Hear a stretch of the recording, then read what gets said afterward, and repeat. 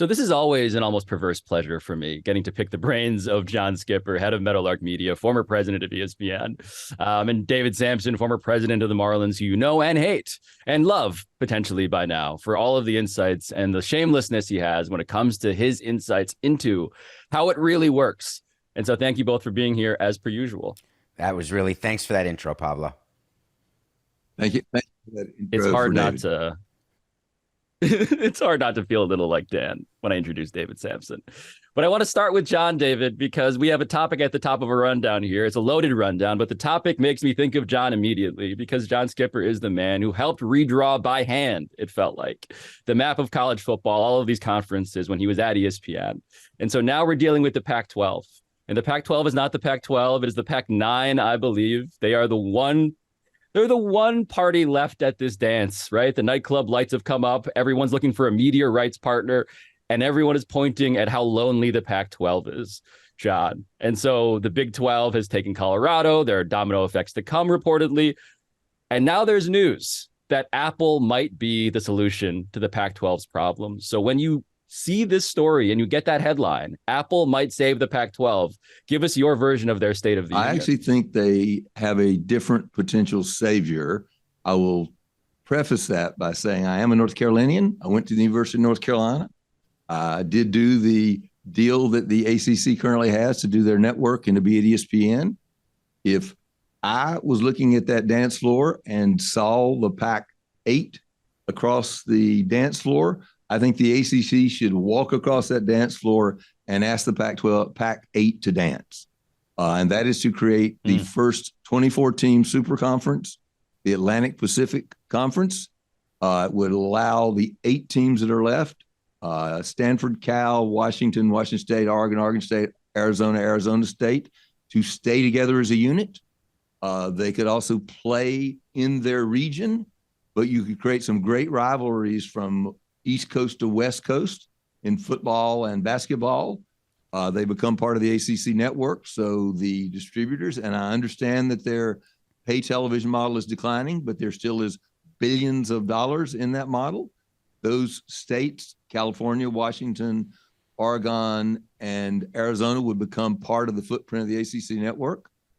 You could also, at that point, I think it'd be great for ESPN. They would basically have the 16 teams from the SEC, the 24 teams from the Atlantic Pacific Conference in their bailiwick for the next 15 years.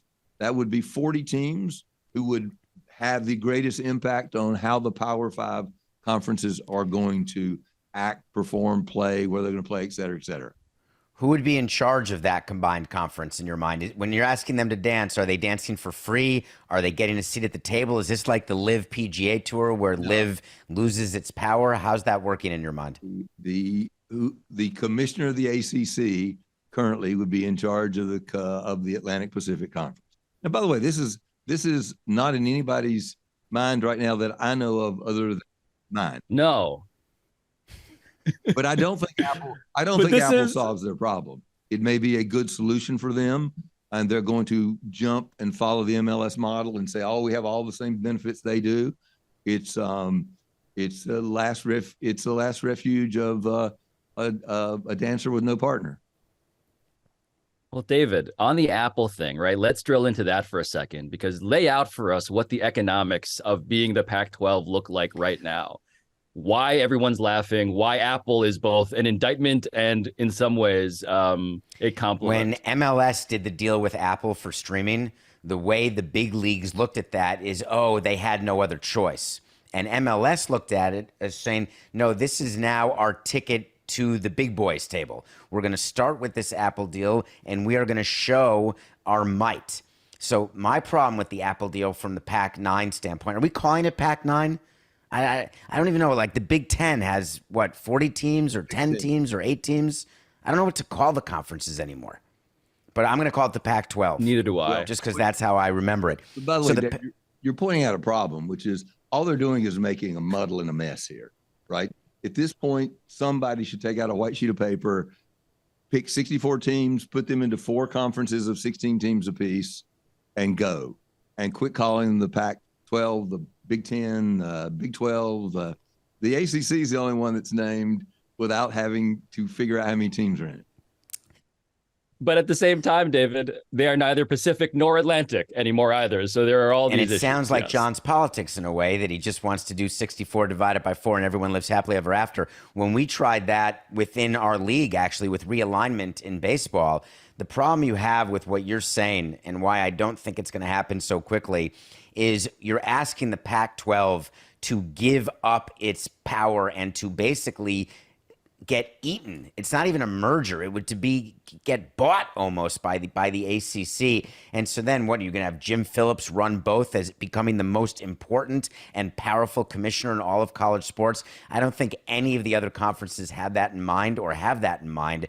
So what the Pac-12 is doing is they're using Apple as a training wheel media rights deal, because that's all that's available to them right now. And what they're hoping is that over the course of the next, I would say 18 to 24 or even 36 months, when the consolidation has happened, when the landscape is more clear as to how to monetize streaming, hopefully when that happens, then that conference, the Pac-12, will be in a position, like in theory MLS will be, to capitalize on this newfound revenue stream.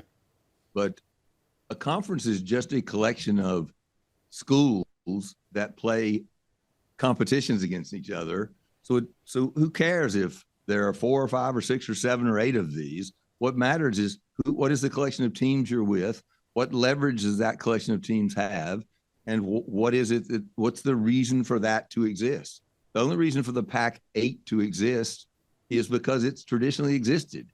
And they're going to go get some teams that and I'll be careful here, they're going to go think they have to get 2 more teams, 4 more teams, and you're going to be going further down into teams that matter less and less.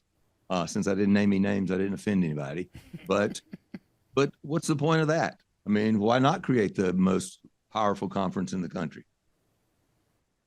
Well, I think there is this element that I am internalizing here, that there is no aphrodisiac on this dance floor, quite like sheer desperation.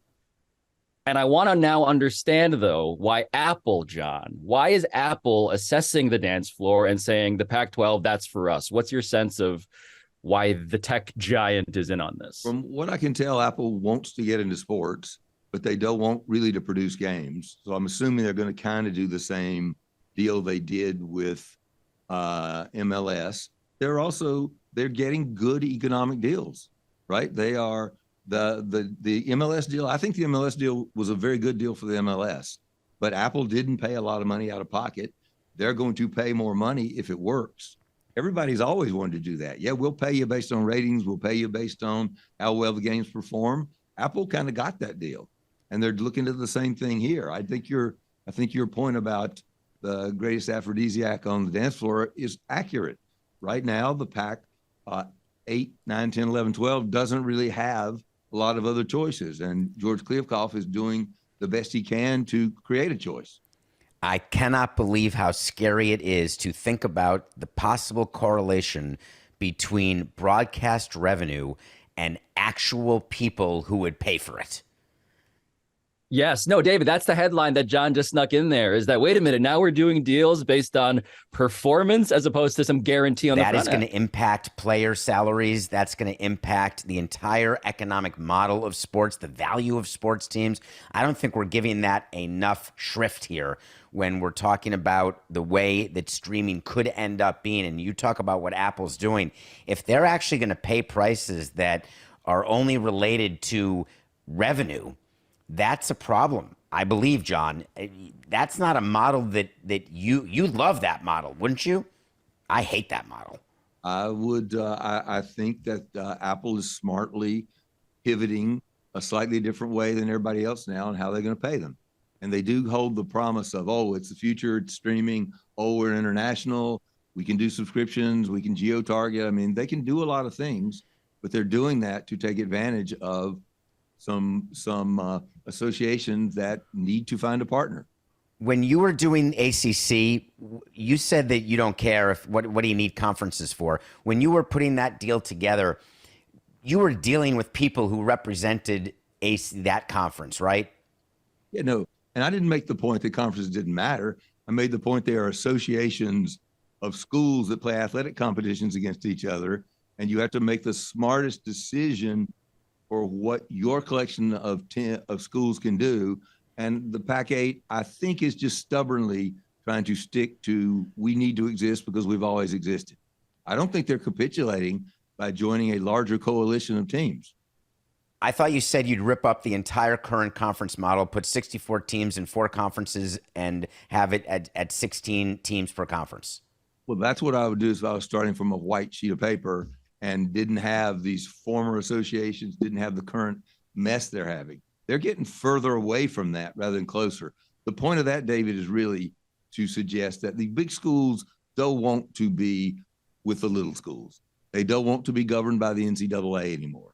And they're making it harder and harder for them to have that future, as opposed to this sort of this scrum of different schools and different conferences traveling across the country. Nobody has yet rationalized the national conference model, right? It is ridiculous for schools to have to, now you're going to have USC and UCLA traveling, up to Wisconsin, up to Minnesota, out to Nebraska, out to Iowa. I don't know how that works for their volleyball team or their women's soccer team or their golf team. It's really a revenue sharing issue is all that you're saying. And this, again, happens in all the leagues, especially baseball. Football, not as much when most revenue is shared. But what the big schools, it's not that they don't like the little schools. They don't like the way that the revenue is divided. They don't want equality. That's really the only point. So if a model were worked out, which is what was actually being negotiated at one point, which is those teams that generate the most revenue should get the most revenue.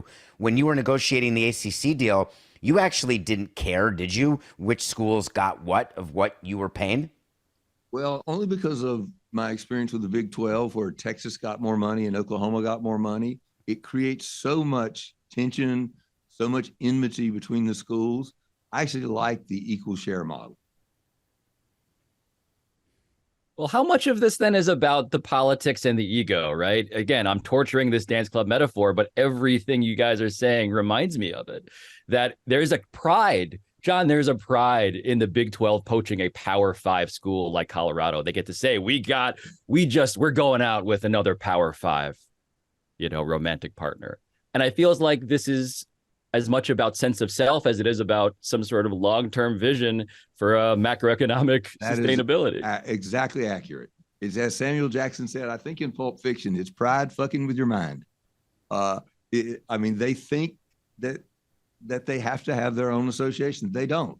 And in fact, I actually think if I could do it and just make it up, I would take 64 schools. I would create a separate association that ran itself. I don't understand the point of the NCAA at this point. If I'm at Alabama or USC or Ohio State or Florida State or Clemson, I don't understand what the NCAA is doing for me right now. Do you see a world where the NCAA disappears? I see a world where the largest schools in a small number of conferences decide to govern themselves. So now you're talking PGA and LIV. I'm not talking PGA and LIV. As far as I know, nobody in the Middle East is involved. Well, I'm not talking about the Middle East piece. We've covered that before. But what you're talking, or the super. Let's put it in EPL. It's the Super League. Yeah. By the way, that's a model that works pretty well. It's terrible model. No, I apologize. I messed up. I was thinking of the English Premier League and all the lower divisions and relegation all works pretty well. I don't think we'll ever get relegation in this country. But I don't think LIV is a takeover. Nobody's taking over here. They're trying to figure out how to create an association to play sports together, have something in common with these other schools. It doesn't matter anymore. It's just sports. But if the NCAA disappears, they're the governing body. If there's no rules, and that will create a bigger divide between the haves and the have-nots. And I would assume that would bother you because you want equality. If you take the NCAA away, you can kiss goodbye. It will be relegation for the smaller schools, which you've already said on this show that you actually can see why no one would care about. I don't. I like the English football model, right? They got about 5 divisions. There are people in the top. And there are people down at the bottom, and they get paid differently, and that's not inappropriate. I'm not suggesting everybody should get paid the same thing, and you do, and it leads to one other inevitability that will cause will be provocative, which is the end of the current NCAA basketball tournament. It'll be the end of everything NCAA related. The NCAA is there to protect sports that we don't talk much about, that I thought that you would have great respect for. And what a job they have done. I've not seen an alternative that actually works. They'll govern themselves. Oh, well, that always works. Doesn't baseball govern itself? No, absolutely not. We are under the cloak of an antitrust exemption. English, motherfucker, do you speak it, as they say.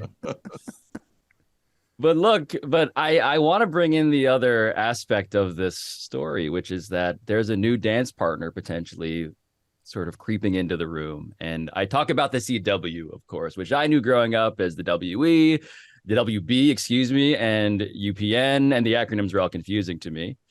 But now we're talking about the CW becoming a place, a channel with a sports catalog that they are building from scratch.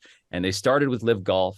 They're now going to air, I believe, 50 of the ACC football and basketball games that were previously on Bally's, a story you guys have covered extensively, the regional sports saga.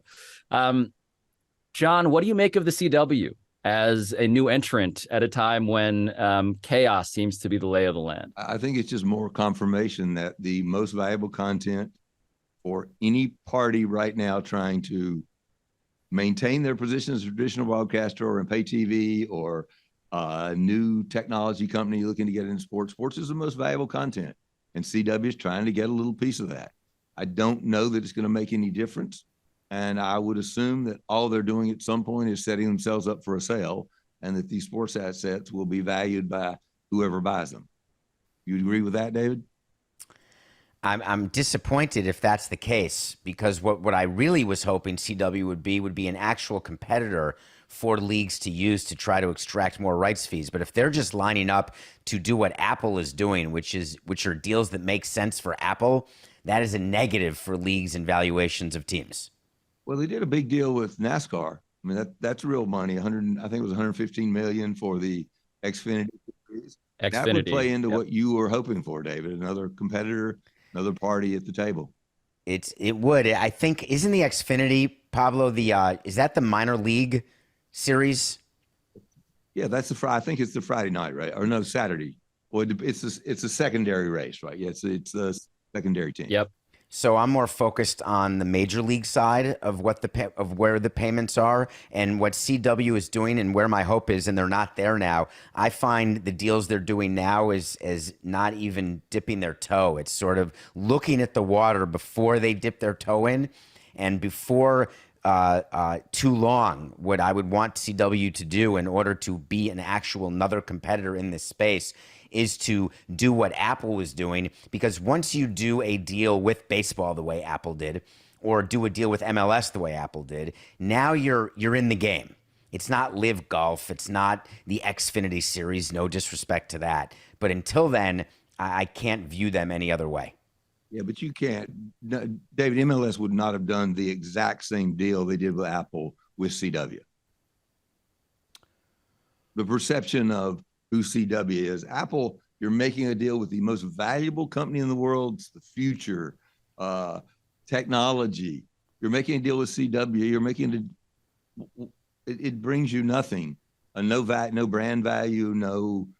How many people watch the LIV Golf tournament on CW?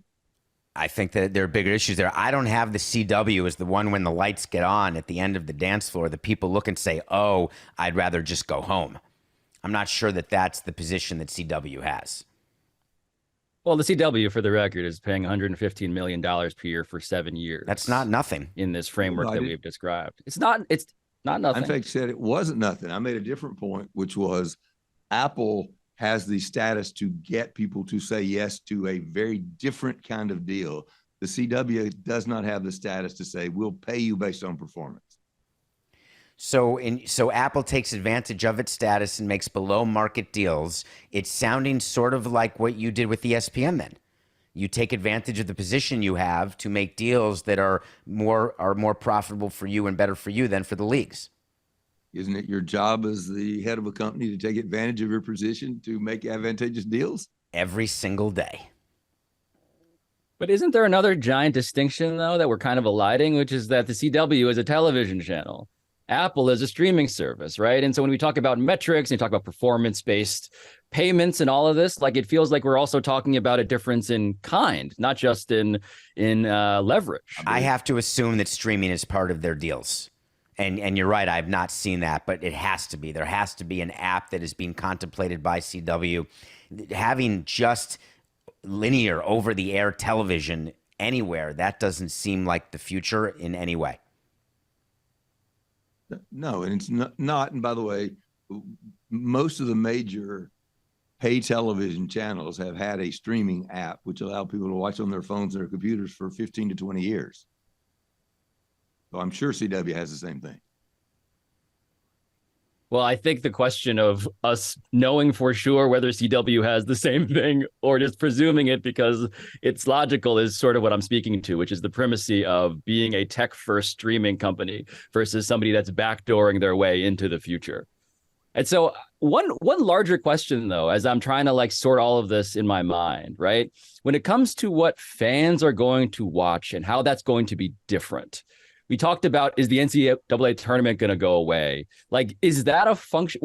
How do we get to that point? What dominoes need to happen for the actual games to be appreciably different as opposed to just a different place where we're watching them? We did a show early, Pablo, where John said something that got great attention, which is he could see a world where the Super Bowl would be behind a pay TV wall. And people thought at the time, that's un-American. You must not like hot dogs or apple pie. And while John and I disagree on a lot, I couldn't agree more with that fact. And that is certainly the future. And the future is happening way faster than we expected it to. But we haven't yet seen the consolidation. But what we have also not seen, on a side note, is how to properly monetize and have that monetization reflected in share price. And that's why you're seeing so many things happen in this space, because it's one thing to talk about. It's another thing to actually have it in your financials. So it's fascinating to me what these networks are doing that are combining. And as John pointed out, he said 15 to 20 years. I have no recollection of a streaming app in 2003. But was there a streaming app in 2003? Sure, ESPN3. How dare you, David? How dare you forget ESPN? I wasn't aware that was a streaming app. I thought that was a place where it was on my cable guide. It was on your cable guide, but it was an archive streaming service where we could do an infinite number of games. And we did that in order because we couldn't warehouse games and we wanted to buy all the inventory that a conference had. So no, it was a streaming app. So is ESPN3 the great grandson of ESPN Plus? Yes. Great-grandfather. The great-grandfather. Yes. Thank you. Damn it. I wanted to get that right. And I thought, Pablo, you might have been headed a different place about talking about the actual production of the games and how they look and feel changing, which to me is really interesting because we always talked about it. And I remember being on whatever that street is in Palo Alto that has all these tech investment firms on, and seeing somebody show me a virtual reality and saying, you're going to be able to watch a basketball game and it's going to look like LeBron's running through your living room. And I remember thinking, one thing that really works and has worked for a long time is the actual production of games. The actual production of games is great. You don't miss any plays. You get all the angles of when you need to see something, whether it happened, slow-mo. The production of the games is great. I haven't seen that many things that need fixing in the production of an event. They're tweaking production all the time and putting more money and more money every year into production. There was a game, was it the NBA Finals, or there was a recent game, I'm blanking here, Coca and Pablo, where there was a drone camera over the field of play in a major game, and it became and it became an issue. And there was a play in the NFL playoffs where there was a thought that a punt may have hit the wire over the field of play. And that's all production-based. I agree, but those are just incremental steps in what is still a two-dimensional, high-definition, 30 cameras at a big NFL game, probably 60 cameras at a Super Bowl, but it still is fundamentally the same thing. It's been interesting to note that Apple is seemingly using the production crews of established broadcasting companies. Like, they're not going into John's point and saying, we're going to redo the entire production truck from tire to satellite dish. They are currently, at the very least, in ways that are both encouraging for the existing incumbents of production, but also kind of disquieting in the sense of, like, how long is it going to take for them to want to do it differently? Because right now they're wearing the skin, you're totally right, John, of current fan sensibilities. Well, and for years, people have talked about interactivity being what streaming will bring to the production that you can't get. And I don't think we're very close to that, other than placing a few bets on your second screen, or there's no interactivity. There's no personalization of any profound consequence. Yeah, I feel like this is a pretty good segue, David, to a topic that you and I have been amused by, which is that, speaking of the Super Bowl, speaking of ways to innovate around a game broadcast, CBS and Nickelodeon are going to air their first ever alternate broadcast of the Super Bowl. But it will be a SlimeCast, which will mean it's kids focused. This is a thing they've done for NFL games in the past, playoff games even, but never at the highest level of American life, which is what the Super Bowl is. And so, David, just tell me what you think of them going in on sliming players in whatever way that kids will. I'm bothered on myriad levels. Doing work at CBS, I know that when they've got a Super Bowl, they spend years preparing for the Super Bowl that they're going to broadcast. They're looking at ways to better monetize it. They're looking, obviously, to get the most revenue they can for the 1530s and the 60s. But on top of that, they're using it to try to build their other brands. All the networks do this, all their ancillary brands. So I understand why CBS would do this. I don't understand monetarily why it will benefit them, and I don't think it will. I don't think there's an ROI. But if I'm, as a consumer, the Super Bowl is a sacred day. It's almost religious. You're with your family. You're at a party, or you're with your kids. I'm not watching the SlimeCast. I'm not allocating any TVs where there's any shrimp cocktail to anything that is SlimeCast related. And for CBS to think, there can be a reasonable discussion. Do you want to see the Manning sidecast, or whatever word you use for what the Mannings do? What's it, a simulcast or a... The Manning cast, yes, versus the actual. I can see that, or the data driven. There's some channels where and for baseball, they'll do a data driven production. I get all that. But for a Super Bowl, I don't want to secrete the kids away to the den while I'm in the party room, and I'm not getting any benefit for a SlimeCast. You're going to secrete the kids with the secretions? Exactly. Thanks for getting that. Yeah. But will this be accreting to some bottom line? No, John? I don't think so. Look, if you're watching the Super Bowl as a family, you want your 6-year-old in the room with you. What are you going to do? Put the kids upstairs and they're watching the SlimeCast? They're going to watch it on another channel? Now, I'm saying all this assuming that they're not actually going to get to slime the players on the field. Now, if that is the case, I'm all in.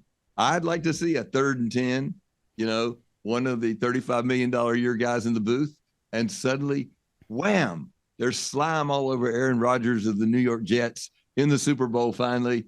That I'm for. But if they're not going to actually slime the players, I'm out. Bob Backish, who is for the work I do at CBS, he's the boss, president and CEO of Paramount. His quote on this is interesting and spot on. When it was announced, he was talking about really what they're trying to do.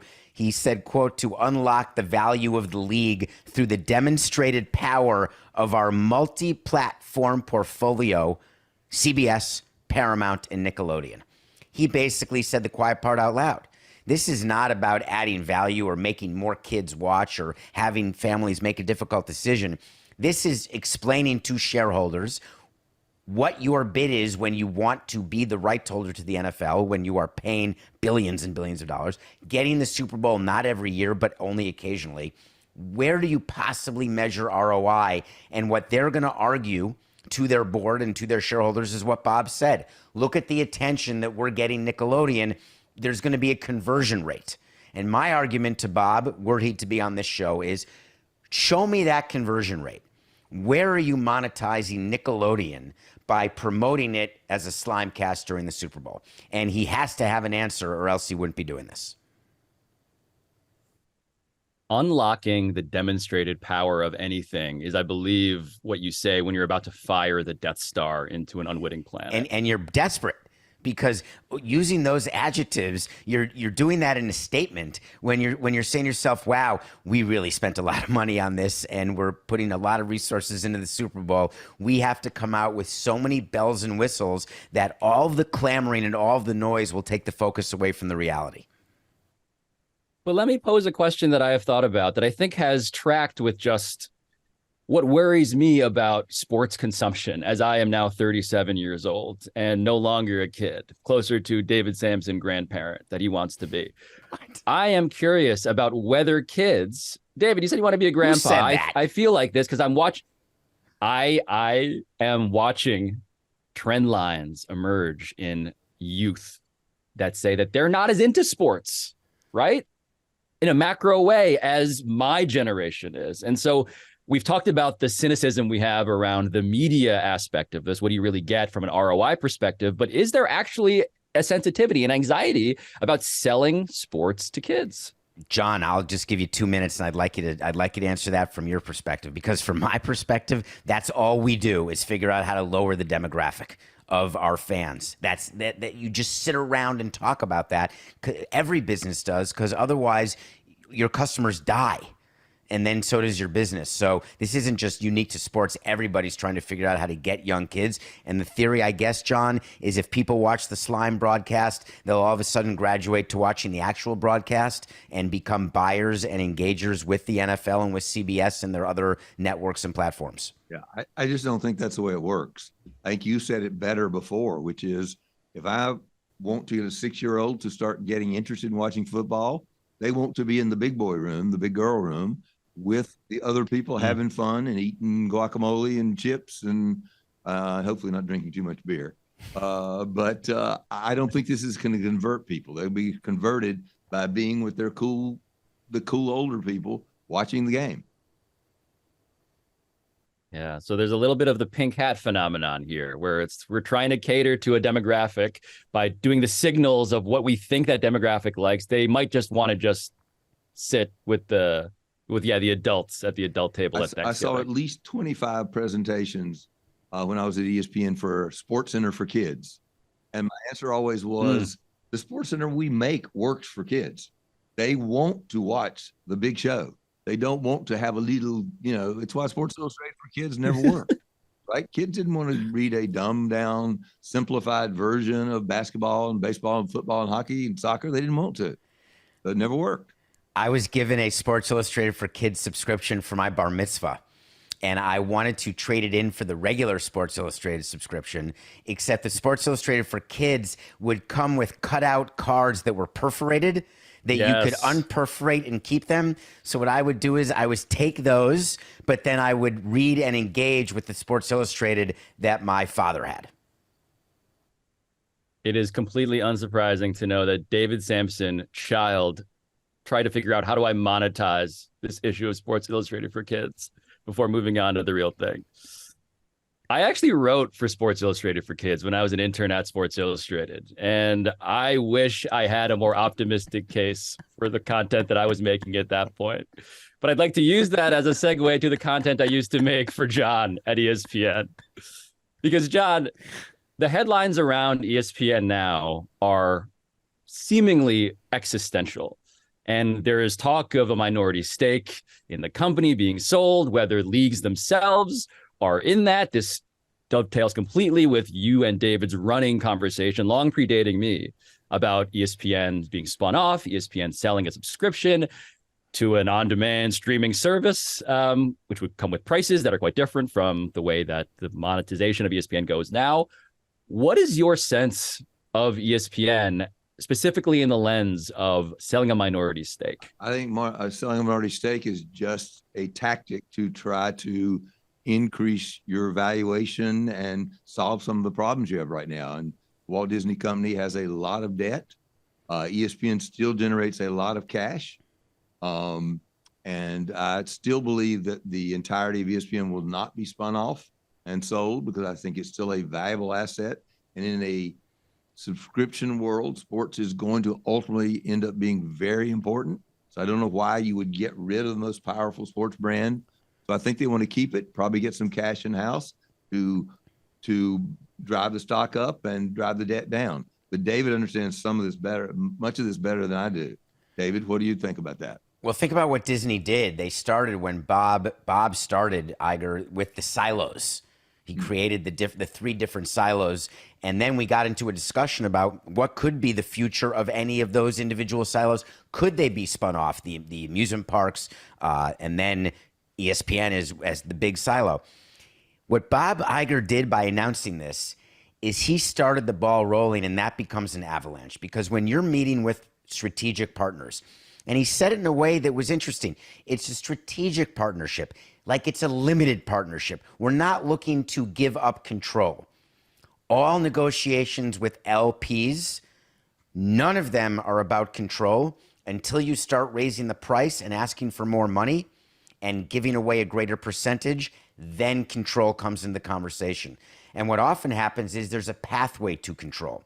I don't see a deal anywhere where Walt Disney will be able to sell a limited partnership share to anybody for ESPN, to say nothing of the leagues. I do see a path to control deal where there is money that's put in that pays down Disney debt, that bolsters and buttresses their stock price, that gives them, and you've done these deals, John. You did this with BAMTech, and you did this with MLB, where it's almost a put-call situation. And that, to me, is the only way that you'll get Explain value. that. Explain the put call, David. Explain the put call as a term of art in this conversation. Put call is when you do a deal with somebody that I will buy 50% of your company at $10. Then, in 2 years, I have the option to buy the second 50% of your company, but for $20. And I have the right. I can call that 50% of the company, and I own it for $20. And I'm only going to do it if the company, that part is worth $30. But then there's something called a put, and they're related. A put means that when we make a deal that I can buy the second half of your company for $20, if it's only worth $10, I'm not going to exercise that call. But a put means that the owner of that 50% can give you that 50% at the $20 marker. So put calls are where you're making a future bet on valuation, and paths to control. Some of them involve a reappraisal, but most of them involve a number that you choose in the beginning, where ESPN would be worth blank billions, and Dan has tried to get you to give us that number, and you never have. I'm guessing you won't now, but you put a value on it today, and then the person who's buying in has the right to buy the entirety. That's the only way I see this ever happening. Yeah. It's interesting. You mentioned the BAM Tech deal, Dave. That was, of course, the opposite, right? That was ESPN buying a minority share. There was not a put or a call there. Yes. Kevin Mayer and I went to one BAM board meeting. And at the end of that meeting, we sat and said, I don't think we're going to go to many of these. I think we need to buy the rest of BAM Tech. That's a very different situation. We wanted that technology, and that is the technology that's driving Disney Plus, ESPN Plus, et cetera, et cetera. And I have no idea. You know better than I do. If I was at ESPN, I would not want to have a put call situation. I would want somebody to come in and have to renegotiate if they wanted to buy more, which is what we had to do with BAM Tech. Are you saying that deal was not a step transaction? No. So let me tell you what was going on in the owner's room. Because what was going on is that it was presented to us when it was voted on that it was absolutely, there was a path to a complete sale that was at our option. And what you did is you then manipulated the situation because we all needed money. And so we ended up then agreeing to the rest of the company at a valuation that was below market. But it was always contemplated that it would be a complete turnover, because when it was first approved, what would be the other reason that you'd be interested in joining us, if not to take over the whole thing? Well, that was our reason. And by the way, you may be right that there was a put call that I don't remember. I remember having to renegotiate again what we would pay, probably because we went so quick, right? I mean, there may have well been something that we never got to trigger in the future. And all I remember is what happened. Well, the tech aspect of this, for people who don't remember, like BAMTech was an industry leader in terms of streaming at a time when streaming was not nearly as developed. And so that's how, as John alluded to, ESPN and Disney ended up using that technology internally. But on the level of who you want your strategic partner to be, give me your hierarchies, because we've mentioned leagues, we've mentioned tech giants. I assume there's just, financial institutions out there who might want a piece of the investment. Who do you want, if you're Disney, to be a strategic partner, if you had the choice? Me, top of my list is Apple. Why? Because ultimately, and this may be part of what's going on, David, is that ESPN is not being spun off, but they may be taking a minority investor who will then take the rest of ESPN later, right? And if there's somebody who could do that, it would be Apple. One, they can afford to. Two, Apple is now moving into sports. Why would Apple not want to be the leader in sports? So I can see a world where Disney wants to sell ESPN but retain some sort of position, because it is a pretty sexy asset to have in their portfolio. And as you know, it's a high-performing asset in the portfolio. And to the extent that it can help in any way make the other assets that are more quote-unquote Disney-oriented, make them look financially stronger, I think there's a benefit to that. But in terms of strategic partners, when you're selling a company like ESPN, you can go into it saying, we like the idea of Apple as being our partner, and then we'll see where it goes. Or we like the idea of a venture capital or a sovereign investment fund. Let's look for that to potentially happen as a source of funding for Disney, because that's not off the table, I would imagine. But the real thing that interested me in this regard is leagues. Can you imagine them going to MLB, which they did, and said, hey, do you want to own ESPN or a part of it? It's MLB wanted to buy from Bally's the regional sports networks. The difference was in the valuation, where MLB had the networks valued and where Bally's had the networks valued.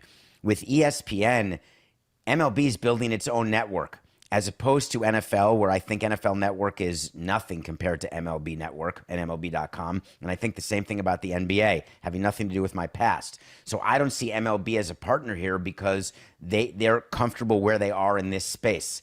But for the NFL, who's so worried about image and so interested in controlling their destiny, having them own the biggest distributor of their content, it fascinates me. And they've got the financial might where they could pull off a deal like that.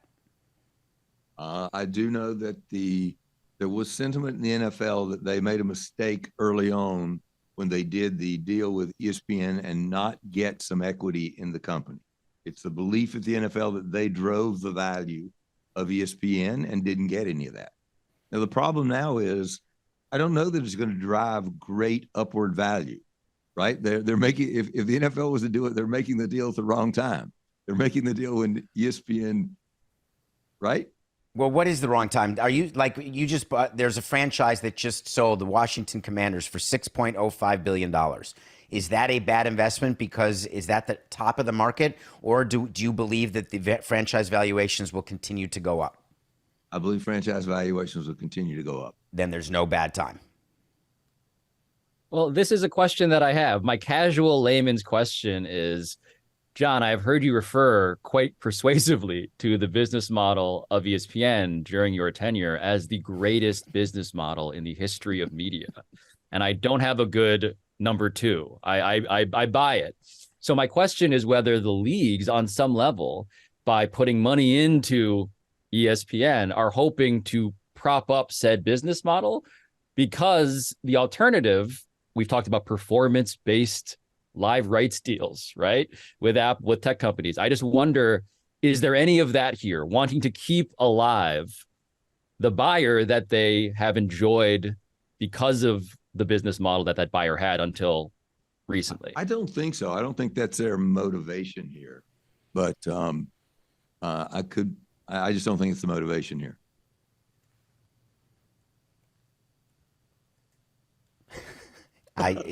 That's funny, John. Well, I can't let you go with that. Then what is the motivation? I don't know. As far as I know, there's only been potentially a meeting. I don't know what the motivation. My suggestion was that when the NFL had wished they had gotten some piece of ESPN, that was when it was worth $1 billion. That's what it was worth when Disney bought ABC Cap Cities for $19 billion. ABC was worth 18 and ESPN was worth 1 at that moment. You said I've never given you a number. I've always said ESPN was worth between 50 and $100 billion. I think that's a big, broad range. But when it went from 1 billion to 50 billion, that was the appropriate moment to have some equity. To have some equity now, what's it worth now? Probably $50 billion. Is it going to go to 100? I don't see it. No, I see ESPN being very valuable. I think it's an important part of their portfolio. I think people would like the brand value. They'd like to be the most important sports company in the world. But I don't see there being the kind of appreciation there would have been in the late 80s or early 90s.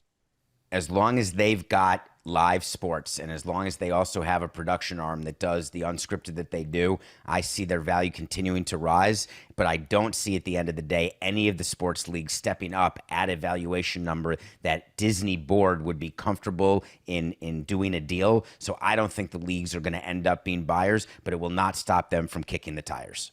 So I'm left. John, I'm left with questions, though, and I don't think we're going to have time to answer these questions, but I have noticed that you two are both extremely bullish on, David, you're extremely bullish on franchise valuations. Yes, we believe that these things are going to go up and up. And this is despite the fact that the biggest buyer, the business model that we hailed as the greatest in the history of media, is changing radically. And tech companies are not quite so eager to spend in the ways that model did. And so the bet on franchise valuations going up is premised scarcity. On what, briefly? Scarcity, supply, demand. Exactly. That's Ego and scarcity. I don't think they're tied to the business model of the distributors or their partners. I think the team values go up because it's like paintings. There's a scarcity and there's an increasing number of very, very well-to-do people who want to own one of them. Yeah. Anytime someone tells me we're not at the peak yet, only green arrows from here, I am a little bit worried for myself and for my daughter's tuition. But I suppose for now, Pablo, if you get a chance to get a team for $6 billion, you should go for it. The appreciation will pay for your daughter's education. Have a flock of children to pay for all of it. Anyway, thank you, Pablo. Yes. The Pablo Torre Investment Fund, not quite as robust, but until next time. Thank you very much. Thank you, David. Thank you, everybody.